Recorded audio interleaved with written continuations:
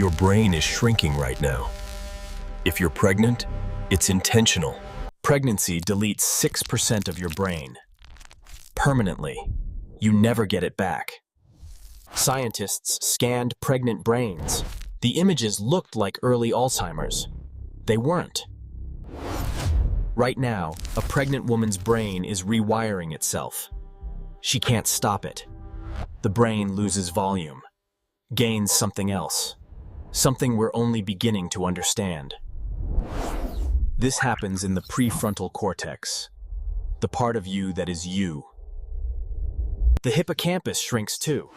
Memory center, learning center, emotion processing, all of it. Even the hypothalamus changes, the ancient part controlling hunger, fear, motherhood itself. The hippocampus contracts by 6%. Your memory center physically shrinks during pregnancy. Default mode network regions lose the most volume.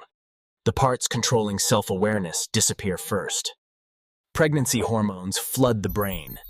Estrogen levels spike 20 times higher than normal baseline. Synaptic pruning begins. The brain deletes connections it decides you no longer need for survival. You think you're losing your mind. The social cognition network rewires completely. You become a different person at the neural level. Gray matter volume drops. Neural efficiency increases by 40%. Less tissue, more power. The hippocampus prunes 500,000 synapses daily. You remember your baby's face better. Scientists had no explanation why mothers could smell fear. Then they mapped olfactory cortex expansion. Gray matter volume drops 8%. Neural transmission speed doubles. Evolution plummets. This rewiring never reverses. Maternal brain networks remain permanently altered. Your body is deleting brain tissue to build something better. Without asking permission first. The amygdala doubles threat detection speed. Mothers see danger you physically cannot perceive yet. One hormone, oxytocin, physically dissolves gray matter, then rebuilds everything focused on infant survival patterns.